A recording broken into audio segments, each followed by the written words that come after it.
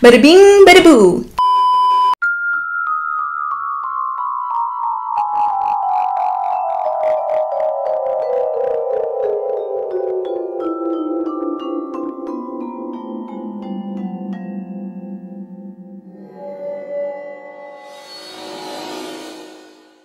Hai Bestiana-Bestiani, apa kabar semuanya? Semoga kalian baik-baik aja.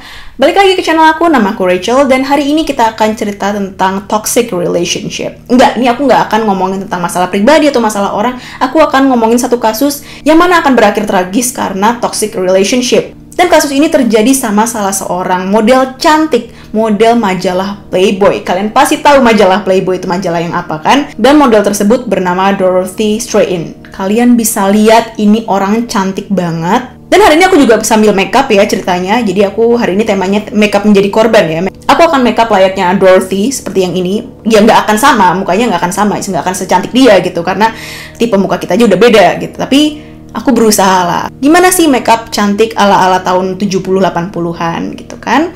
Dan sebelum kita mulai video hari ini, jangan lupa untuk like dan subscribe video ini. Dan jangan lupa juga untuk nyalain lonceng di bawah supaya kalian nggak ketinggalan sama updatean terbaru aku.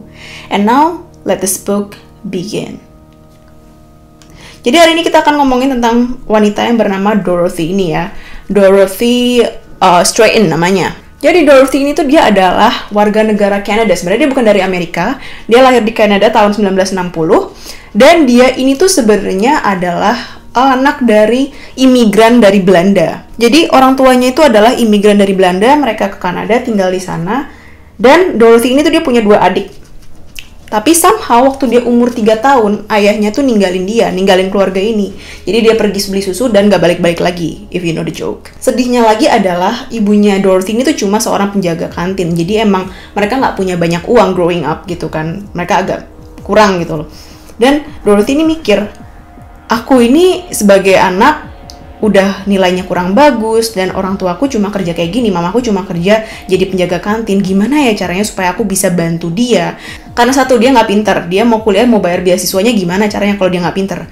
Kedua, dia nggak punya uang untuk bayar kuliah seperti orang-orang biasanya gitu loh. Akhirnya Dorothy ini dia berinisiatif, oke aku part time aja. Gimana kalau aku part time buat nabung, mungkin aku bisa kuliah, mungkin aku bisa bantuin mama aku. Dan dia part time di toko es krim yang namanya Dairy Queen. Dan di Dairy Queen itu dia kerja selama dia waktu SMA. Jadi waktu itu umurnya masih sekitar 17 tahunan ya. Dan suatu hari ketemulah Dorothy ini sama seorang pria berusia 26 tahun yang bernama Paul Snider. Jadi dia umurnya 16 tahun, 17 tahun, dan si Paul Snider ini umurnya 26 tahun. Paul ini tuh adalah seorang, ini bukan cowok baik-baik ya, ini Paul ini adalah orang yang jahat banget dan dia adalah seorang mucikari. Jadi cari cewek-cewek untuk ditawarin ke cowok-cowok lain. Dia juga promoter klub dan ini orang tuh emang males gitu loh, emang pemalas. Dia tuh akan menggunakan cewek-cewek tersebut. Kalau cewek-cewek itu udah kerja ke cowok-cowok lain tadi, terus dia ambil uangnya dan dia kerja dari situ aja. Dia nggak bekerja keras, nggak kerja kantoran, nggak kerja yang mencari uang sendiri, nggak bikin usaha, bisnis, segala macem. Emang parasit. Nah, waktu itu dia ke Dairy Queen itu untuk mencari cewek, untuk merekrut cewek gitu loh. Nah, dia ketemu lah sama Dorothy ini dan dia menganggap, wah Dorothy ini cantik banget. Ini adalah orang yang bakalan jadi incaran laki-laki. Pasti banyak banget laki-laki yang mau bayar mahal untuk kencan sama Dorothy. Tapi lucunya adalah, semakin si Paul ini tuh ngobrol sama Dorothy, kayak dia merasa Dorothy ini special. Dia tuh beda dari cewek-cewek yang biasa dia rekrut gitu kan, berbeda. Wah, mungkin aku bisa cari uang, aku bisa cari sesuatu yang lebih dan dengan cara memanfaatkan si Dorothy ini. Sementara Dorothy-nya sendiri namanya anak masih umur 16-17 tahun, dia masih kayak lugu, polos. Dan ini adalah salah satu sifatnya Dorothy yang dimana sebenarnya bagus, tapi itu malah mencelakakan dia di akhirnya, yaitu dia orangnya terlalu percaya dan dia merasa kalau orang tuh pasti ada sisi baik gitu loh. Dia selalu berusaha untuk mencari sisi baik dari setiap orang, yang mana sebenarnya bagus, tapi di kasus ini itu adalah kesalahan terbesar yang dia pernah lakukan. Dan Dorothy ini dia juga terpesona dengan Paul ya. Dia merasa kayak, wah ini orang baik banget. Dia tuh muji-muji gue terus. Karena selama dia di SMA, dianggapnya tuh dia tuh jelek gitu loh. Dia tuh sering banget dikatain sama teman-temannya, ih lo kenapa sih tinggi banget? Kenapa lo kulitnya putih banget? Kenapa lo rambut lo pirang banget? Kenapa mata lo gede banget? Warnanya biru lagi. Kenapa bibir lo tebel banget? Dimana zaman sekarang semua cewek itu pasti mau bibir yang tebel, bibir yang seksi. Tapi di zaman tersebut tuh trennya tuh adalah bibir tipis gitu loh. Kalau bibir tebal tuh dianggapnya kayak, ih muka lo kayak orang bego deh gitu loh. Dorothy yang disanjung sedemikian rupa pun akhirnya jatuh hati lah sama Paul ini. Dia bersedia melakukan apapun yang dimau sama si Paul. Dan Paul memanfaatkan situasi ini untuk nge-grooming si Dorothy ini. Dia bajak jalan-jalan, ajak beli baju, shopping, dandanin segala macam. Dia bahkan ngajak Dorothy untuk pergi ke promnya si Dorothy ini. Yang mana tuh aneh banget karena isinya anak-anak SMA semua. Dan lo umurnya 26-27 kayak aneh banget gak sih lo pergi ke prom sama anak-anak kecil gitu kayak. Si Dorothy ini menganggap mereka tuh pacaran. Dia jatuh cinta, jatuh hati banget sama si Paul. Tapi Paul ini sebenarnya manipulatif. Dia tuh menggunakan situasi yang ada, dia menggunakan kepolosan Dorothy untuk mencapai apa yang dia mau, yaitu uang. Dia merasa kayak, ini orang bisa gue eksploitasi semaksimal mungkin untuk memberikan gue banyak uang dan gue bisa pensiun dini. Dan waktu itu juga tuh lagi akhir tahun 70-an ya, mau ke 80-an, di mana ada satu majalah yang lagi terkenal-terkenalnya, yaitu majalah Playboy. Mungkin beberapa dari kalian ada yang tahu majalah apa ini adalah majalah dewasa. Nah, majalah Playboy ini tuh yang mana dimiliki oleh seorang pria yang bernama Hugh Hefner. Hugh Hefner waktu itu dia adalah salah satu orang yang berpengaruh di industri hiburan. Jadi buat pengetahuan dasar kalian ya, jadi majalah Playboy ini tuh dia tuh punya banyak banget istilah, yaitu dari majalah sendiri namanya majalah Playboy, dia punya Playboy Mansion, jadi di mana tuh mansion itu tempat tinggalnya Playboy Bunnies sama Playboy Playmate. Nah, bedanya Playboy Bunnies sama Playboy Playmate ini apa sih? Playboy Bunnies ini adalah cewek-cewek yang akan jadi waitress, yang jadi pelayan di Playboy Club. Jadi Playboy ini punya semacam club sendiri, tapi sekarang clubnya udah tutup. Dan Playmate ini adalah model-model yang nanti akan difoto untuk majalah Playboy. Nah, di akhir tahun 70-an itu majalah Playboy ini lagi naik-naiknya nih, lagi bagus-bagusnya namanya. Cuma masalahnya, dia banyak dapat kayak masukan, bukan masukan ya, kayak orang yang protes. Karena rata-rata model-model yang di majalah Playboy adalah model-model yang udah pro, yang jam terbangnya udah tinggi, yang berpengalaman, udah pernah ganti agensi sana-sini, udah pernah foto untuk tema-tema tertentu. Dan cowok-cowok tuh nggak suka, pria-pria tuh nggak ada yang suka. Pria-pria tuh lebih prefer kayak model-model yang imut-imut, terus abis itu malu-malu, innocent. Dan hal tersebut bikin Hugh Hefner akhirnya, oke, gue mengadakan kompetisi. Untuk ulang tahun Playboy yang ke-25 ini, gue akan bikin kontes. Siapapun cewek di Amerika, bahkan di luar Amerika, yang mau daftar, daftarlah. Kita akan cari model terbaru, playmate terbaru dari Playboy. Akhirnya dia bikinlah kontes tersebut, dan si Paul tadi, si benalu tadi, bujuk-bujuk tuh si ceweknya tuh, bujuk-bujuk Dorothy untuk, ayolah, kamu kan cantik, badan kamu kan bagus, ayolah kamu mau foto lah buat majalah Playboy, nanti aku kirim, nanti kamu bayangin deh, kalau misalnya kamu keterima, kamu bakal banyak dapat kerjasama dari brand-brand terkenal, kamu bakalan terkenal, kamu bisa keliling dunia, kamu bisa tour, kamu bisa dapat uang banyak. Kamu katanya mau cari uang buat mama kamu kan? Awalnya Dorothy nggak mau sama sekali, tapi lama-lama kayak oke deh, dia nurut. Bahkan si Paul ini sampai kayak memanipulasi mamahnya Dorothy untuk tanda tangan kayak persetujuan gitu loh, karena waktu itu Dorothy masih di bawah umur, masih belum legal ya.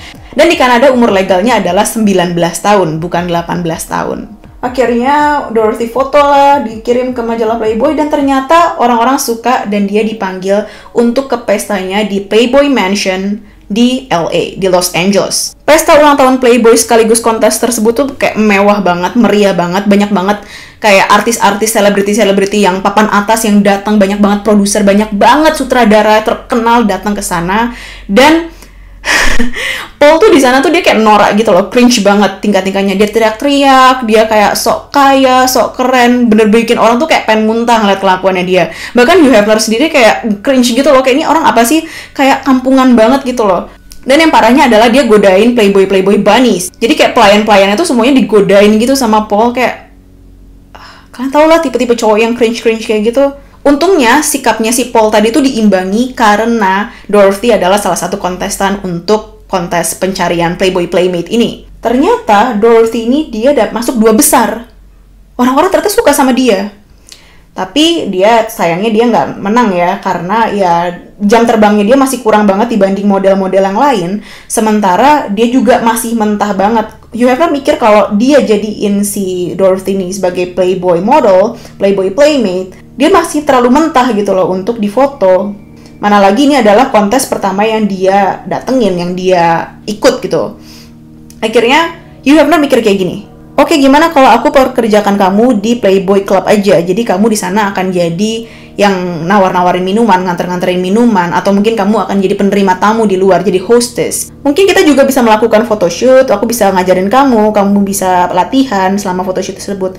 Dan kalau memang itu rezeki kamu pasti bisa kok jadi Playboy Playmate, mungkin tahun depan, mungkin 2 tahun lagi. Dan akhirnya Dorothy mengiyakan, dia jadi kerja di Playboy Club ya, di Playboy Club, dan di sana tuh karena dia masih di bawah umur, jadi dia belum boleh serve, dia belum boleh kayak bawain makanan atau minuman, jadi cuma penerima tamu di depan gitu kan. Dan dia juga diajak untuk photoshoot gitu kan, di foto-foto. Dan Dorothy ini emang lovable banget ya orangnya ya, tiap lagi di foto dia kayak ketawa kayak gitu kan. Tapi abis itu dia kayak strike pose yang seksi banget gitu loh, sampai orang kayak wow, ini orang tuh muka dia tuh innocent banget, dan dia tuh ketawa-tawa, giggling, dia kayak hihi gitu. Tapi dia bisa kayak pose yang benar-benar menggoda gitu kan. Wah, orang-orang seneng banget. Bahkan ada salah satu fotografer yang foto BTS-nya ya, behind the scenes-nya. Dan sama dia dirilis lah video tersebut. Dan orang-orang seneng banget ngeliat. Orang-orang tuh seneng ngeliat Dorothy. Kan dia cantik, lovable, menyenangkan.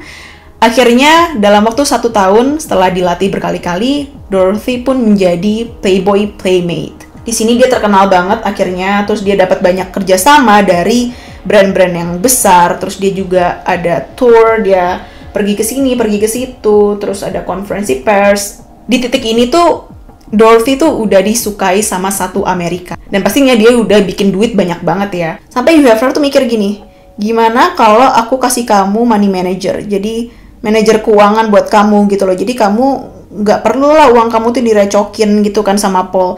Karena aku rasa tuh Hugh Hefner tuh juga ngerasa kayak Paul ini tuh benalu banget, parasit banget buat si Dorothy ini. Selain itu juga Hugh Hefner juga ngasih kayak rekomendasi agensi-agensi lain untuk dipakai sama Dorothy. Dan ini yang bikin Paul kayak, oh no, bentar lagi dia bisa lepas dari gue. Akhirnya dia buru-buru mengikat Dorothy dan bilang, oh baby, I love you. Aku bikin kamu sukses ini, kamu nggak mungkin ada di sini kalau tanpa aku. Sekarang kita menikah. Dorothy pun kayak oke, mau nggak mau dia menikah lah sama Paul. Dan itu yang bikin semua orang di Playboy itu pada kayak bingung gitu loh. Semua Playmate, terus abis itu Hugh Hefner, fotografer, mereka tuh semua kayak, mereka udah nggak suka sama Paul. Mereka tahu Paul ini punya itikat jahat, dia punya niat jahat sama Dorothy. Dan mereka bingung kenapa Dorothy masih mau diperlakukan seperti itu dan bahkan dinikahi sama Paul. Hugh Hefner ini benci banget ya by the way sama Paul. Selain dia nggak baik buat Dorothy, dia juga norak, dia juga berusaha untuk kayak ngasih ide-ide bisnis sama Hugh Hefner, kelihatan banget pansosnya. Paul ini juga sering banget berusaha untuk ngebungkus cewek-cewek Playboy, dan ini tuh insulting, ini tuh penghinaan banget buat Hugh Hefner. Karena Hugh Hefner tuh bikin majalah Playboy itu sebagai seni, sebagai art, dan dia tuh sebenarnya melindungi cewek-cewek di situ gitu loh. Dia tuh nggak yang mengeksploitasi cewek-cewek to the point mereka melakukan hal-hal yang tidak mereka inginkan gitu loh. Dan dia nggak mau kalau Playboy bunny-nya dia atau Playboy Playmate-nya dia tuh diperlakukan secara tidak baik sama orang yang, apalagi yang modelannya kayak Paul tadi, yang mana dia kan P1MP ya. P1MP kalian tau lah ya aku mau ngomong apa. Bahkan di pesta-pestanya Playboy aja tuh kayak Paul tuh sebenarnya nggak boleh datang lagi gitu loh. Udah di-ban dia dari Playboy Mansion. Kecuali kalau si Dorothy sendiri yang gandeng Paul, yang megangin Paul, Hugh Hefner nggak bakalan ngasih Paul untuk masuk ke Playboy Mansion. Sampai pada suatu hari, Dorothy akhirnya dinobatkan sebagai Playmate of the Year. Karena dia sukses banget, semua orang suka dia, America loves her. Akhirnya dibikinlah pesta nih untuk si Dorothy ini, yaitu ya pesta Playmate of the Year tadi. Dan banyak banget orang-orang yang datang ke sana, artis-artis, orang-orang yang punya kedudukan tinggi, orang-orang yang terkenal. Dan salah satu orang penting yang datang ke sana adalah Peter Bogdanovich. Jadi Peter Bogdanovich ini adalah seorang sutradara terkenal pada zaman itu, lagi papan atas, lagi naik-naik, lagi bagus-bagusnya. Dan dia adalah teman baiknya Hugh Hefner. Gitu kan. Waktu itu posisinya Peter juga baru aja kayak cerai dari istrinya, dia mau relax, dia mau refreshing, dan dia ketemulah sama Dorothy ini. Dia jatuh cinta sama Dorothy. Ini jatuh cinta beneran ya, bukan modelan yang Paul yang cuma mau manfaatin, ngeratin, dan morotin duitnya doang gitu. Dan Hugh Hefner ini juga seneng gitu loh. Oh my god, akhirnya Dorothy nemuin cowok yang pas buat dia gitu loh, yang kelihatannya suka sama dia, dan kelihatannya juga Dorothy suka sama si Peter ini gitu kan. Dan di sini posisinya restu dari Hugh Hefner tuh penting banget ya buat Dorothy ya, karena Hugh Hefner tuh dilihat sebagai kayak figur ayah sama Dorothy ini. Dan selain itu, Hugh Hefner juga punya agenda khusus ya, karena walaupun dia berpengaruh di dunia hiburan, orang-orang tuh nggak ada yang respect sama dia gitu loh. Karena waktu itu yang direspect di dunia hiburan adalah kayak sutradara, produser yang ada di industri musik ataupun perfilman doang gitu loh ya. Orang-orang yang industri kayak Hugh Hefner nggak ada yang respect gitu kan. Dan dia tuh pengen ngorbitin salah satu playmate-nya dia untuk mungkin jadi artis atau jadi penyanyi atau jadi model. Dan orang tersebut yang dia rasa cocok adalah Dorothy Stratten. Akhirnya sama Hugh Hefner mereka kayak, oh kamu udah ketemu sama Peter ya, Peter tuh ini bla bla bla, kayak mereka dia berusaha untuk kayak jodoh-jodohin gitu lah. Terus akhirnya bener dong jatuh cinta gitu kan. Peter bener-bener kayak jatuh cinta dengan pandangan pertama ya, di dalam pandangan pertama. Terus dia langsung ngomong kayak gini, aku tuh ada project baru, aku baru mau bikin film yang judulnya They All Left. Kamu mau nggak main di film tersebut? Padahal sebenarnya udah nggak ada peran kosong sama sekali buat si Dorothy ini, tapi dia bikin-bikin. Akhirnya Dorothy kayak, oke, boleh. Dan mereka pun akhirnya setuju sepakat kalau Dorothy akan masuk ke film, akan main ke filmnya si Peter Bogdanovich ini. Awalnya Paul tuh pengen ikut, dia pengen kayak ikut pergi syuting ke New York, karena syutingnya di New York bukan di LA gitu kan. Tapi Dorothy nggak mau lah, dia malas banget kan diintilin mulu sama nih orang, apaan sih gitu kan. Dia bilangnya, oh ini cuma untuk pemain sama kru aja, jadi kamu nggak bisa ikut gitu kan. Akhirnya dia pergilah ke New York dan kita bisa tahu ya, mereka memulai perselingkuhan mereka di sana. Mereka memulai affair mereka di sana ya, antara Peter sama Dorothy. Jadi di sini perannya si Dorothy ini adalah sebagai seorang perempuan yang berada di pernikahan yang tidak bahagia, yang mana itu sama seperti kehidupan nyatanya dia ya. Dan Peter juga bikin satu karakter lagi di mana seorang laki-laki, dan karakternya si Dorothy sama si cowok ini tuh dibikin seakan-akan kayak kisah cintanya Peter sama Dorothy sendiri, dan lucu banget, gemes banget gitu loh. Abis itu juga ada scene di mana kayak si cowok ini tuh nanya ke cewek ini, maksudnya karakter cowok ini tuh nanya ke karakternya Dorothy, "Will you marry me?" Dan Dorothy jawab, "Ya, tapi setelah perceraian aku selesai." Orang-orang makin yakin itu adalah karakter yang merepresentasikan antara Peter dan Dorothy. Yang gemesnya lagi adalah selama syuting tersebut berlangsung, Peter tuh kayak ngintilin Dorothy terus kemana-mana, dan setelah syuting selesai, Dorothy pun juga akhirnya pindah ke apartemennya Peter. Dia tinggal di apartemennya Peter. Selama di New York tuh mereka juga ngomongin tentang perceraiannya Dorothy dan bla bla bla, dan Dorothy bilang kayak sebenarnya aku udah pengen cerai Dorothy bilang kalau aku tuh pengen bercerai dari Paul udah lama banget gitu, cuma aku bingung masalahnya aset-aset aku semuanya tuh dikirim langsung ke Paul, agensi aku tuh semuanya dari Paul, dan manajer keuangan aku juga bahkan kayak dikontak langsung sama Paul. Akhirnya sama Peter dibilang gini, yaudah lupain aja mereka, aku cariin kamu agensi baru top notch, yang namanya udah gede, yang udah lebih terpercaya daripada yang punyanya si Paul itu. Kamu akan lebih aman. Dan akhirnya Dorothy nurut. Dia akhirnya mulai pakai agency yang di referred sama si Peter tadi. Dan di Los Angeles, Paul kebakaran jenggot. Karena satu, beritanya Dorothy sama Peter ini pasti ada di koran di mana-mana, bro. Walaupun mereka berusaha kayak untuk low key, mereka berusaha untuk diam-diam, tapi tetap aja ketahuan. Dan ini tuh bikin dia dikatain sama temen-temennya kalau dia adalah cowok-cowok bodoh, cowok-cowok yang mau dimanfaatkan cewek, cowok-cowok yang mau dibodohin sama cewek-ceweknya gitu. Lihat tuh cewek lo pacaran sama orang lain, lo nggak malu lo. Itu yang bikin dia marah, bukan karena fakta kalau si Dorothy ini selingkuh, tapi karena fakta teman-teman yang ngatain dia karena dia diselingkuhin, itulah yang bikin dia marah. Dia tahu kalau agensi itu udah pada mulai diputus kerja sama si Dorothy, dan dia kayak, oh my god, nggak ada sumber penghasilan lagi nih gue. Dan akhirnya Paul melakukan hal yang sangat-sangat kurang ajar, yaitu dia jual barang-barangnya Dorothy. Jadi kayak bonus-bonus, kayak barang-barang yang dikirim sama brand-brand atau mungkin dari Playboy-nya sendiri yang dikasih ke Dorothy, itu dijualin semua satu persatu, termasuk mobil Jaguar yang dimiliki sama Dorothy. Paul sendiri juga ingat kalau dia tuh punya satu fotonya Dorothy yang belum dipublish kemana-mana, dan dia kayak mau jual foto tersebut. Setelah diestimasi, oh kalau misalnya gue jual segini banyak, gue akan dapat sekitar $300,000. Dikirimlah foto tersebut ke publicist, dan publicist pastinya harus tanya ke Dorothy dong. Mereka harus minta persetujuan dan tanda tangan Dorothy dong. Dan Dorothy kayak, aku nggak mau ngasih persetujuan, aku nggak mau ngasih tanda tangan aku. Gagal lah, akhirnya dia dapat $300,000 itu. Suasana makin diperpanas setelah Dorothy sama Peter ini balik ke LA. Jadi Dorothy ini nggak tinggal lagi sama Paul, dia tinggal di mansionnya Peter.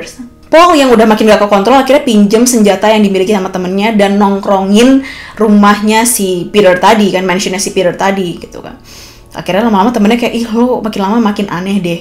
Kayaknya lo udah gak stabil lagi, sini balikin senjata gue. Akhirnya senjata tersebut dibalikin dan Paul somehow bisa dapet senjata. Dia beli sendiri gitu kan. Dia beli sendiri dan dia akhirnya menghubungi Dorothy lagi. Oke, aku akan kabulin permintaan kamu. Kamu mau cerai kan? Oke, kita bercerai. Tapi ada syarat terakhir yaitu kita harus ketemu sebelum kita bercerai. Dorothy cerita hal tersebut ke Hugh Hefner sama ke Peter gitu kan. Dan mereka berdua udah bilang, jangan datengin pria itu orang udah gila gitu. Nanti lo cuma cari penyakit doang. Tapi ya sekali lagi karena tadi aku udah bilang kalau Dorothy adalah orang yang sangat berusaha untuk melihat kebaikan di tiap orang, dia nggak dengerin. Akhirnya Dorothy datanglah ke apartemennya Paul. Jadi Paul ini udah tinggal di apartemen ya, dia tinggal sama roommate gitu. Karena dia udah bokeh, udah nggak punya duit kan. Dorothy udah nggak bisa ngasih dia duit lagi. Dan karena tersebut parkir mobilnya di depan rumahnya Paul, di depan apartemennya Paul. Dan beberapa jam kemudian teman-temannya Paul tuh pulang gitu. Mereka lihat kan, ih ada mobilnya Dorothy nih di sini gitu. Tapi pas mereka masuk ke dalam rumah, ih kok nggak ada suara-suara orang ya?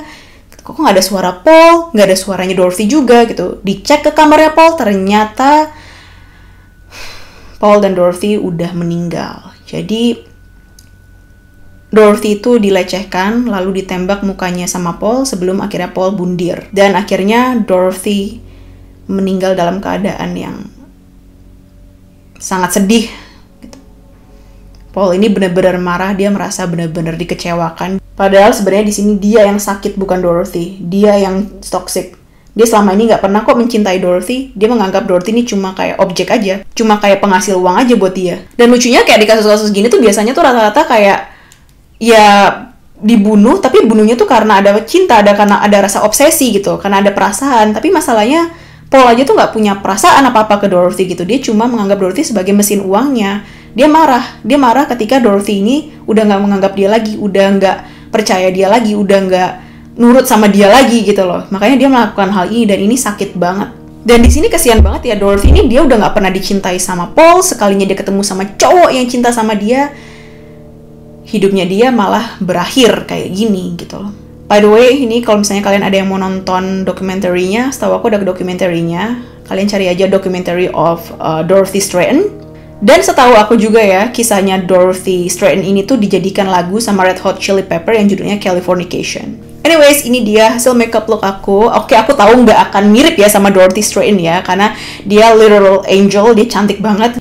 Dari bentuk mukanya udah beda gitu loh ya. Oke, segini aja untuk cerita hari ini. Gimana menurut kalian? Komen di bawah. Kalau misalnya kalian punya pengalaman toxic relationship juga, kalian bisa komen di bawah. Dan kalau kalian suka sama cerita hari ini, jangan lupa untuk like dan subscribe video ini. Dan jangan lupa juga untuk follow aku di Instagram di @monicarajalele. And I'll see you in my next video. Bye!